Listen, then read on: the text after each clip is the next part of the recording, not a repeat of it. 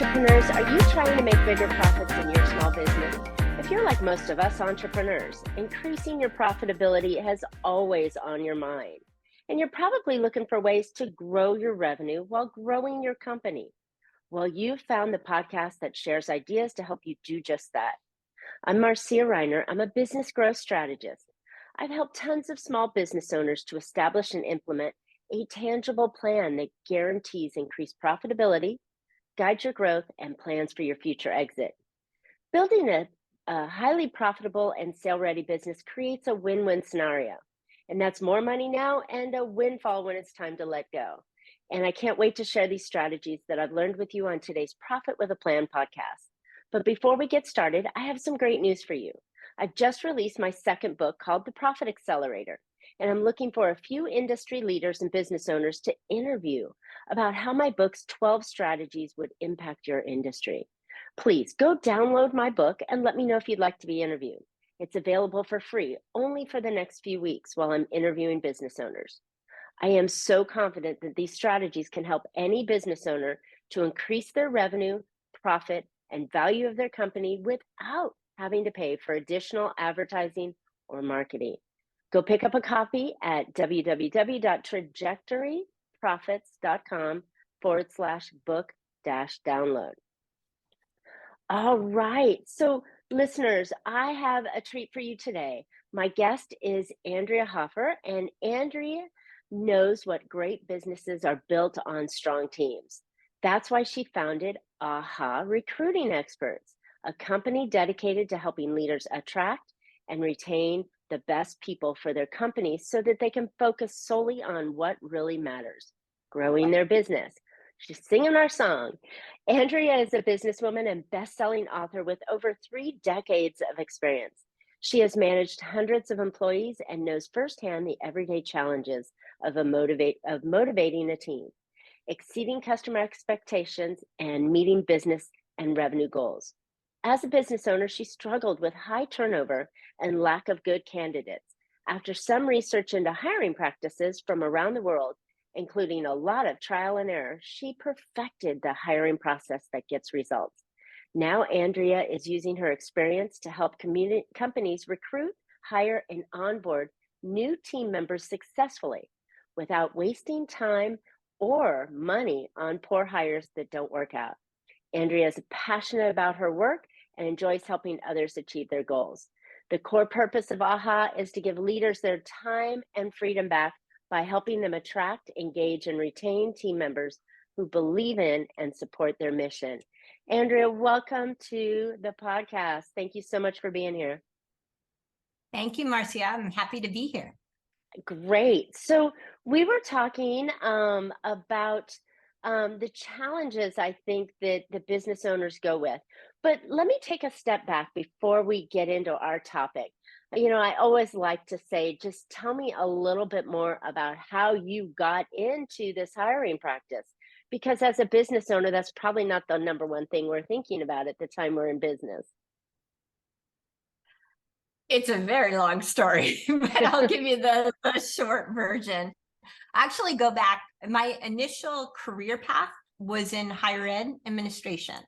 So I went and got an advanced degree in what's called like college administration, college student personnel work. And I did a lot of hiring there, both student employees and full-time employees. And I have to tell you that I learned so much about working with people and finding the right people for your job, even finding the right students for the leadership positions, that when I left and went into the business world, I realized I actually got a better education with hiring, working on a college campus than in business school, because I did eventually go back and got my MBA as well before I left to go into the business world. So later on in my career, I owned a spa. I had 35 employees. And as you mentioned in my bio, it just wasn't working. We had a lot of turnover, especially at the front desk. And one day I was like, I'm not using any of the techniques that I learned working in higher ed. I'm just shooting from my hip, hiring who's ever walking in the door, and and just trying to stay on top of everything. So I took a step back and I revisited what I had learned in the past. And like my bio says, I researched some more what was the best practices, because a lot had changed, of course, and there's a lot more technology available to make it a little more doable. And that's how I started to get into hiring. I used all these new techniques in my spa, and they were working great. And other franchisees were asking me about it, and I had a consulting business that was focused on leadership development, and a lot of my clients were asking about help with hiring, and eventually that consulting business just became a recruitment firm. Awesome. Well, it's funny how we all have this kind, or at least the good businesses seem to have this story of this snowball that keeps occurring and pulling Yes. them in a direction that they never thought that they'd be in, but they found their expertise and in a skill set, often done by experience. So that's fantastic. All right. So one of the challenges you just brought up for us was the fact that, you were firing from the hip, right? You were going through, and just hiring maybe anybody that looked cute and came in the front door and you thought they'd be a good front, receptionist or greeter. And that was a huge mistake. Tell me why. One of the reasons was this position was not just a reception position. It was a sales position. So in the beginning, I thought I needed somebody who was good with customer service. And if you have a position that's both customer service and sales, but you're only looking for customer service skills, that person will probably not be successful and will probably not be happy in the position. And that's what was happening. I was finding people who, most of them were very good with our customers, but they weren't great at the sales piece, and it was hurting my business. And they needed to make certain sales goals. They were told that, but they just didn't have the skill set or even wanted to learn how to improve in that area. So that was a big lesson. And I know we're going to talk a little bit about discovery process, and before you're going out hiring, really know what you need. Because Exactly. I just was assuming if they were good with people, they would be great. Isn't that funny? Well, you queued it up for me because that's exactly where I thought we would go with it. Because you didn't understand the real true skills that your front desk needed, you hired wrong. And what a valuable lesson that you're sharing with us on how to really go through that process a lot deeper so that you know what real skills you need at the task that you're doing. So let's kind of dig into that a little bit. When we're looking for someone, how do we decide what are those skills that we need to have on deck? Well, we actually have 6 overall questions that we like to take people through for our discovery process, and then it sort of drills it down from there. Is it okay if I walk through those 6 questions? Please. Yeah, Okay. that's great. So the first question, and I have to say these questions are all about helping you figure out not only who you need for the position, but what your expectations are from the new hires and what you bring to the table as an employer. And if you don't do this first, it makes it much more difficult later on in attracting the right people and recognizing that they're either the right person or the wrong person when they're sitting in front of you. The first question that we always like to ask is, why does this position even exist? How does it contribute to the company mission? So, for example, when I had my spa, the front desk position was not really just front desk. That might have been the job title, but the purpose wasn't just to exceed the customer's needs or expectations, but it also was to educate potential customers on the benefits of the services that we offered and encourage them to buy the package that works for them. So that's, now by having that clear, when I go out and recruit and market about the position, I'm making it very clear why this position exists. So it's not just to have a smile on your face when somebody walks in the door, but there are other things that we expect. I as like that. So the questions that we're asking ourselves these yes, questions, not necessarily interview questions. So thank goodness right. for that, because that needs to happen before you place the ad. You've got to understand all the moving parts in there. And I love that you're saying, what do I really need? What is the real position, and what's the purpose? What expectations do you have for this person that you're going to hire? And I think that helps you, like you said, to clearly hire the person that you need based on the skills that you want them to achieve. Exactly. And a lot of people want to know, well, how are they even contributing to the company as a whole? So if you haven't thought that through for every single position, then that person might not feel valued. And Mm, it's important for them. Every single position has its value. And it's important for the people in those positions to understand what that value is, I and how like that. without them, without that position, we wouldn't be able to achieve what we plan to achieve. That's a really good point, because I like to say that every person that you hire will eventually, or hopefully early on, pay for their own role, right? They're going to pay for themselves because they're, like you said, contributing to the company, whether they're freeing up someone on the sales side to do more sales, or they're actually doing the revenue generation themselves. But there are so many skills, or there's so many jobs and roles in the company that support each other, that allow the revenue to grow. So I love that idea. Yes, and a lot of people, and I'll say I've made that mistake often too. Is not just thinking through who I need for the role, but how is this role going to contribute to the bottom line? Love it. Love it. And that is important. So the next question we always ask the employers, what are the outcomes you're looking for? What are Mm, the results? Define it as clearly as possible. Can it be measurable? How can you observe it? You want to be very specific, because if you're not, prior to putting that person in position, how do you one, recognize if they can do it, if they can mm. accomplish it, if you don't know exactly what you need accomplished, and two, how do you share with them your expectations? You're just setting them up for failure. So you Mm. want to be very clear on that. And a lot of times that metric is very measurable. One example I can share with you, say a job title is an account manager, and one of the outcomes they're looking for is to achieve monthly retention goal. Mhm. And then you have a responsibility tied, right? Maybe probably more than one responsibility tied to each outcome. So a responsibility could be strengthen relationship with clients, doing weekly client updates, needs assessments, and then there's a metric tied to it, something specific. It could be to retain 85% of the current client base.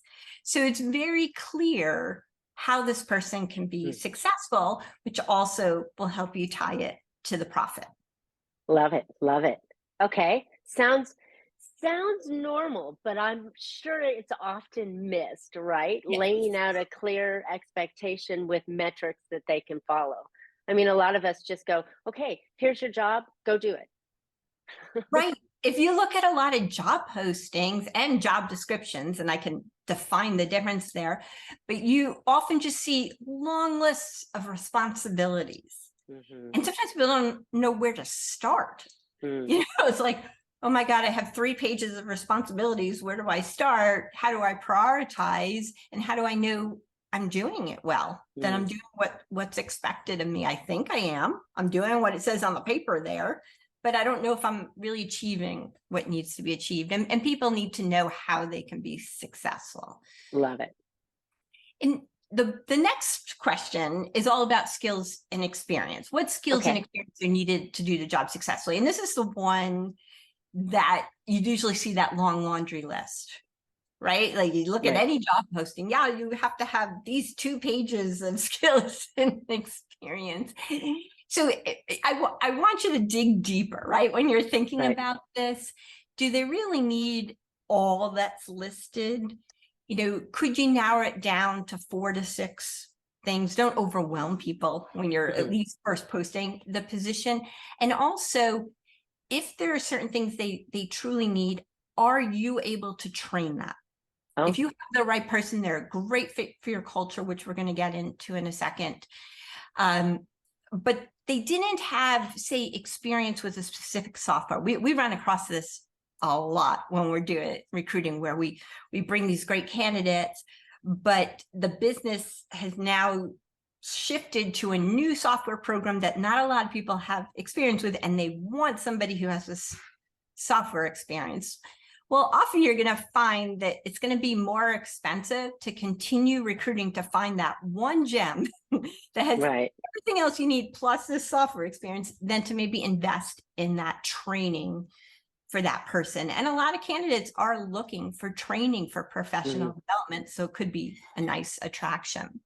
I love it. And if you can narrow it down instead of, the long laundry list, and you narrow it down to a handful of really key skills, I think you open the door to more people that would apply. And you can see that, sometimes, and I've said this before, that, men need 2 out of 10 and they're applying for it, and women need all 10 to apply for it, or they're not going to do it. But if you reduce the number, you might attract better quality candidates that may not realize that they're qualified already in handling that situation.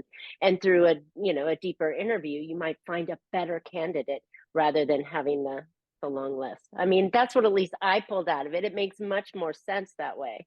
Yes, and there have been so many studies backing up what you just said. It's so funny how men were like, "Oh yeah, I can do 2 of those things on the list," and women are Check. like, "I can do 99, but that 100th one I haven't done before, and so I'm not going to apply." So you will, you'll open up to more diversity by being specific with what you truly need. And this wasn't a man hater comment. It was just a funny fact. So we love our men. We love our Of men. course, So there's of nothing course. wrong with it. What I'd love to see is that women have more faith in themselves, that they can learn on the job and go in. If they've got 6 out of 10, apply for that thing, right? So that was my reason for the comment. But Yeah. all right, awesome. So we've got 3, right? 3 really good questions to ask. What's the 4th one? And the next one is about organizational culture. It's about your core values. And sometimes businesses or business owners, especially if you're early on, haven't put a lot of thought into what their core values are. What we always say is, let's take you through a few exercises to figure out what your guiding principles are. They're probably going to be shaped and changed a little bit over time as you move on, but let's have a starting place. Have anywhere from 4 to 6, more 4 to 5 is probably even better, that are most important to you, that you want everybody in your team. Doesn't matter what the position is. Right now, we're just talking about overall core values for organization. That any position, if they are following these guidelines, that this is their roadmap to making any decision, that you don't have to be involved in everything. And so the more that employers and the leaders of an organization can do this, but not only kind of come up with overarching core values, like I hear honesty and trust a lot, so broad. I'm not going to hire somebody who's dishonest, or at least try to hire somebody who's argue. We ask people, try to be a little bit more thoughtful with it. Right. Use one word or a phrase, and then 1 or 2 sentences to describe how it shows up. I love it. For example, one of our core values at AHA is think like a detective. Oh. Everything we do, and it's so funny because sometimes when we kind of get, there are times where we're kind of like, we have a challenge. Okay, are we ready to put our detective cap on? So everybody knows, to just keep, it's not just thinking outside the box, but have you dug in every little spot? Have you been resourceful? And they love it. It's something that drives them. We wouldn't hire somebody who's not resourceful, who wouldn't enjoy thinking like a detective and just wants it to be within certain, 1, 2, 3 structured guidelines. I like it. I like that a lot. Plus, it allows them to come back with solutions that they have. So, I mean, you can go into so many layers of thinking like a detective that they're going to analyze and test and come back and say, here's my thoughts on it, right? So there's so many different layers. Having a core value that has more than one word, right? It's more of a direction or mindset that you want to have, personality even that comes out with that. So really good one. I like that. Yeah, you do need to be a little careful with personality. And the reason I sort of jump in on that is there have been, it's actually a fairly talked about controversial debate. Or is Okay. hiring for core values and doing performance ratings for core values still relevant? Because some people feel it starts to encourage a more homogeneous team and Mm. doesn't open up in diversity. I'm from the different mindset, and there actually was a Harvard Business Review article out recently that talks about if you really do the work and you really, truly understand what your core values are and how they show up and talk about it that way, it takes it away from the personality piece. It's more about what's most important to you and how you function each day, and it actually allows for more diversity.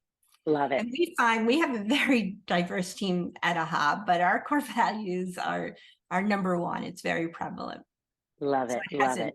we haven't seen it be a downfall. Thank goodness. And I think anything that you do, you can have side A or side B of it. And I think when you present something, if you're worried about someone thinking it's either side, then you're going to hurt your own interest. But if you come in and you say, okay, this is what we're doing and we're very inclusive and everything, I think you can work past anything that talks about, oh, we're homogeneous or our personality. We don't want a rebel over here and a bookworm over there and quiet person. We encourage everybody, and I think we should all do that, because that leads to different thoughts and creativity. That you're hiring people for their mind and their body and their time. You might as well hire them for their creativity and different thinking patterns than just having a plain vanilla white shirt, blue suit, black tie. You can't wear colored socks, for guys. You gotta have something fun. Love it. Right. Yeah, definitely. Okay, so that was 4. Okay, so the next one is about specific traits. We call them success traits. Now, just to clarify, the core values is for everybody in the organization. Success traits is specific to the position. Okay. So these are characteristics or certain traits that we find for that position. We found in the past people who have these inherently or have built them up can be successful. We've seen them be successful in positions. So I'm going to give you an example. Okay. We, at one point, a couple of years ago, were hiring an executive assistant for a very busy CEO. Not just a very busy CEO, but a CEO who is very creative, constantly moving fast. Sometimes the work can be a little chaotic. Nothing is, 1, 2, 3. Mm-hmm. And, when you put an ad out for an executive assistant, you typically get a lot of applications, but you could have been a successful executive assistant in one organization where you were used to a lot of structure.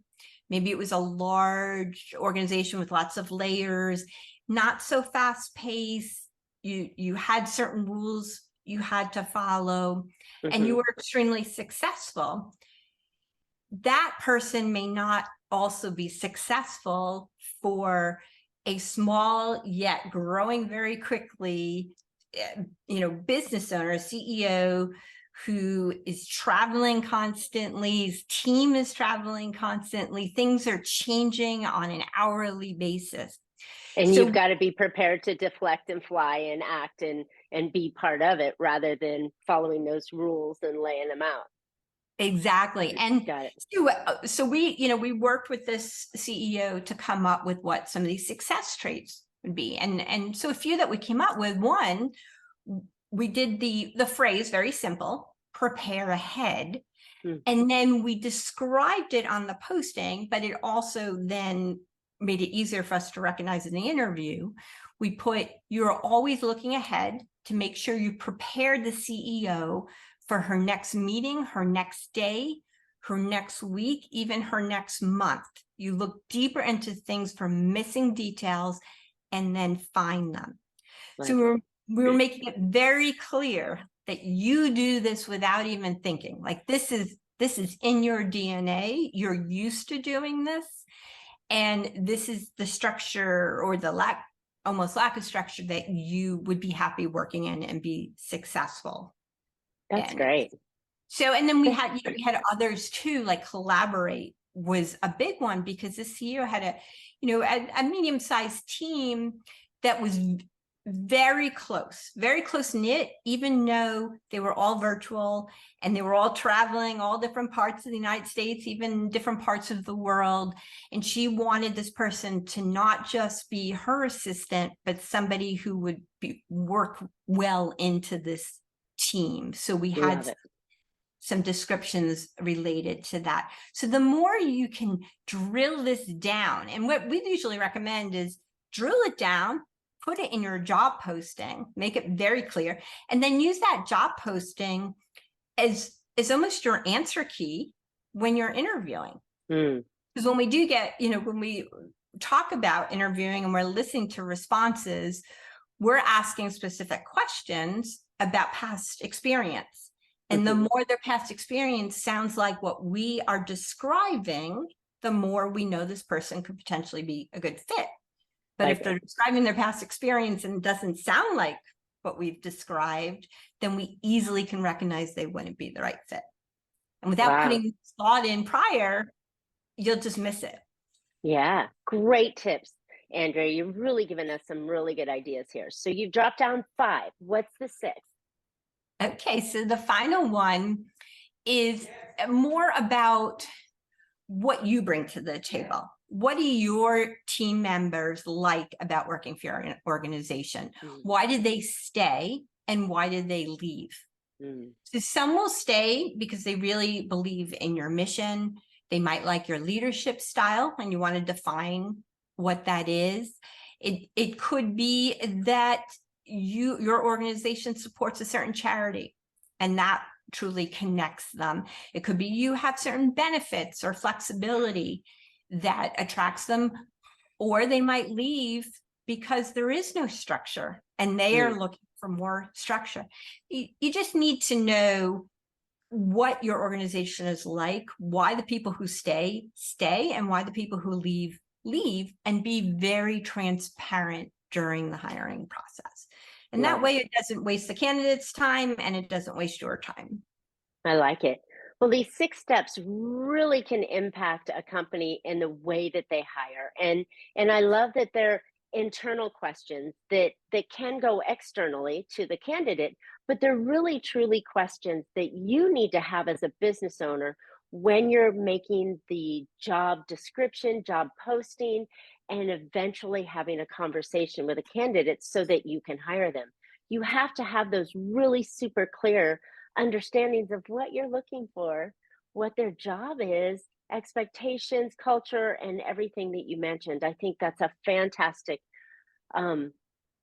steps or organization that you want to do beforehand. So this has been really great, Andrea. So where can listeners find out more about you and how they can hire, as your book says, and hire the great team that is going to take them to their next growth opportunity? Well, if they're interested in the book, they can find it on Amazon, HIREHIGHER, Andrea Hoffer. But they, if they want to go to my LinkedIn, that's a great way to connect with me if they have a question or just want to connect. And our website is aharecruitingexperts.com.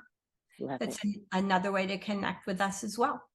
I love it. And I love AHA. It's just like, oh yeah, just like you're teaching us right here. We're like, okay, these are things that we should know that we're not doing, but you absolutely need to do to make a successful hire. So I love it. Thank you. All right. Yeah. Okay, listeners, I hope you found an idea or two to put into your business that will help you be more profitable. And now more than ever, it is even more important to focus on growing your business and its revenue. Again, I'm looking for a few industry leaders and business owners to interview about how my book's 12 strategies will impact your industry. Please go download my book and let me know if you would like to be interviewed. It's available for free right now while I'm interviewing leaders. These strategies, by the way, can help any business to create their revenue or increase their revenue, profit, and value of their company without having to pay for additional advertising or marketing. Go pick up your copy at trajectoryprofits.com/book-download. And Andrea and I would love to hear your questions. So hit us up in the comments from the podcast and let us know your most successful hire, your worst hire, the best question you asked, the worst question you asked. Communicate with us. Tell us what's going on with you. And Andrea and I will both respond to the comments and give you feedback. So, and while you're at it, subscribe on today's podcast so that way you can hear about next week's show. And as always, you can catch Profit with a Plan on any of your favorite podcast players. We're looking forward to more great profitable information on next week's show. So until then, make your plans and profit with me. Thanks so much, Andrea.